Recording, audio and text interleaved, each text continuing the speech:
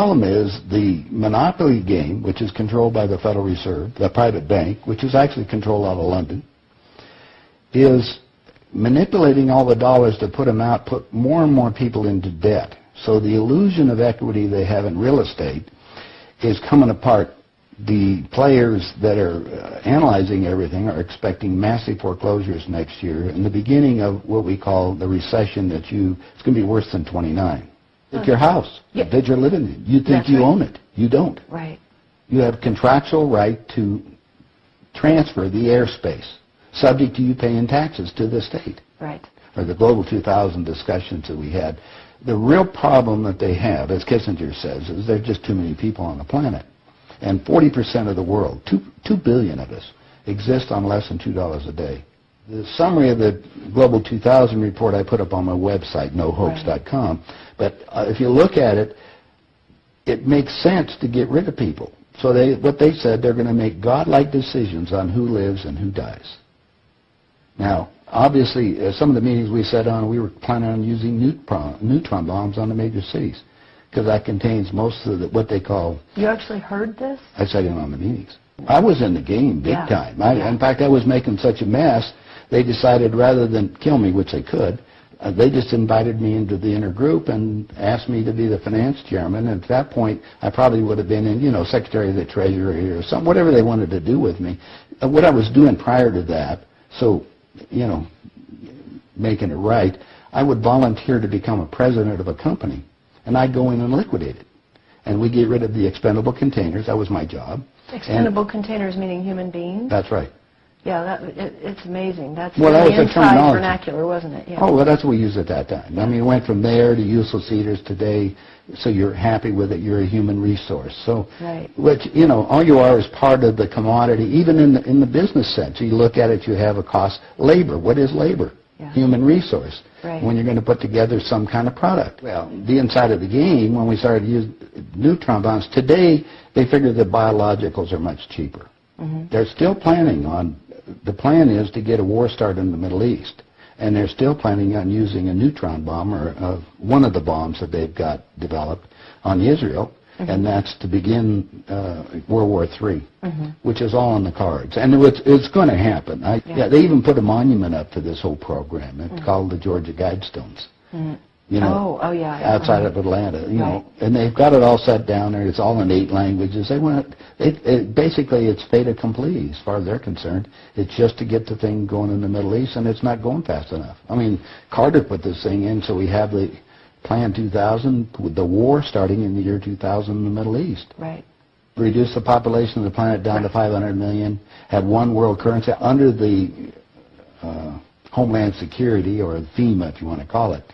They're going to declare an emergency, which are going to shut down everything. My friends, my CIA associates, I don't even call them friends anymore. CIA is crooks in action. Yeah. They're all professional liars. Yeah. I mean, they got to be if they have that job. Yeah. So you have to look at what they're doing. Anyway, they're so concerned, they're leaving the country too. Most of them are going to Latin America. Meanwhile, they're closing in every day right now, just closing in to make it so we're going to be set up in these enemy prisoner of war camps. I published a book. It's called Chaos in America. Mm-hmm. In it, I was asked to build an enemy prisoner of war camp. I put the contract in this book. So you can read it for yourself. This is in downtown Las Vegas, right on the railroad tracks. It says enemy prisoner of war camp. They're all on top. And they're building them all the way across the United States right now. Bush signed an executive order taking the old forts and the army places that we shut down to get those organized to hold the so-called dissidents. Now, what's the definition of a dissident? And the problem is that we're going to enslave ourselves, because most of the people want to keep having food coming in, and you're going to follow the line. You're just walking yourself into your own prison camp. Then we're going to come down to the extermination, just like World War II. Right. Well, Phil and I have lectured together. I know Phil Snyder. He's dead now. Yeah, I know he's dead. And so what about what he was saying about the number of bases at that time? I think it was 129 bases before he died. Underground had already been built. Is that all for the elite? Yeah. Really? What are they going to do with the rest of the people? They just get rid of them, leave them above ground, and be radiated. Now, my son happens to be a nuclear physicist. Mm-hmm. Spent the last 3.5 years in a secret city in Russia. They're about 12 years ahead of us. They have 22,000 nuclear warheads. And of course, we're the target.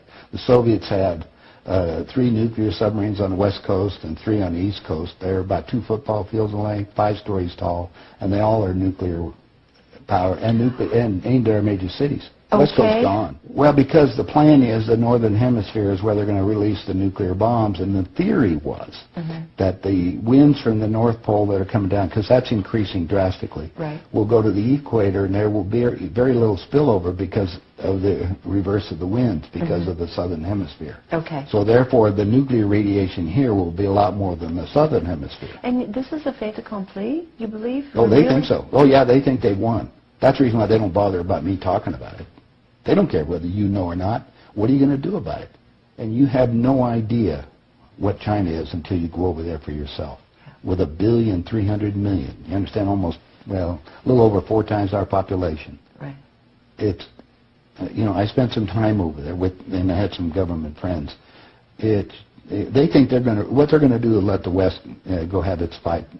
And then they want to clean up. They say it's been 5,000 years. We want to run the world when we get through. And what they're doing?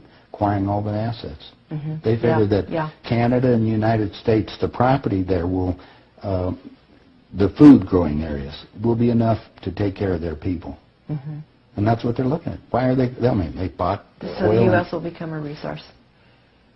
Yeah. Whatever's left of it. Whatever's left of it. Yeah. You seem to be in a unique position to be able to put a fair amount of this together, which is quite interesting. Well, I walked my talk. I played the game. You played the game. You know one level of it. And I know. I used to play around with the world leaders, so I know what they're planning on doing. What change of heart? What happened in you that made you decide to share this information that happens at the inside levels? Well, it come back to a moral situation that happened to me, I think. When I flew to Aspen. I brought my 2 daughters up there so they could go skiing. And when I was invited to this meeting. When I walked into the room, the world leaders were there, and that's when they asked me to be the finance chairman. As they said, we'd like you to be the finance chairman for the next president of the United States. And the first thing I asked is, why me? And they said, well, we owe you a favor. Remember I told you I volunteered to be president of companies as I went down? And then you liquidate, yeah. I didn't charge them anything for it. It was just a game. I see. And anyway, that's what they said. So I thought you'd be good on the team, yeah. I'd be good. I'd be a team player. I just did it because it was, another one of these things. So next thing I asked them, I said, well, wait a minute. I just started this $100 million project. And they said, don't worry about it. We'll put it on ice. And I said, okay, who with? And I said, well, you can do that. Then I said the next thing was, who is going to be the next president? Now, this is 2 years before he became president. Right. They said Jimmy Carter. And I said, Jimmy who? And they said, well, he's the Democratic governor of Georgia. And I said, I've been voting Republican. And Paul Volcker said, son, don't worry about it. We control them both. Yeah. And I said, well, I got the next question is, what does a finance chairman do? Yeah. I haven't been doing that. I've been playing all this other stuff. They said, will you sit down with Ted? And so I sat over with Ted Kennedy. He's sitting right next to me. And Ted and I are, he's just joking. He said, George, you're going to love this job. You're really good with money. We're going to send you out to all the state Democratic functions to raise money for the National Democratic Party. And he said, you're going to meet some real foxy ladies. And just then, my daughter walked in. Ted looked at her and he says, wow, I want to go to bed with that. I says, no, you don't, Ted. That's my daughter, and she's 14. And his response to me was, I don't care. I was livid. I really didn't know what to do. So it was that moment Well, of wait a that minute. personal insult. That was part of it. Yeah. I got up, I walked across the room. Yeah. I then talked to Pierre Trudeau and his wife, who was the Prime Minister of Canada at that time. And I'm sitting in front of them was a little half cigar box full of white powder. And then I'm looking around the rest of the room. I said, my God, something hit me at that point. If the world leaders have to resort to this, I don't think I want to be part of this thing.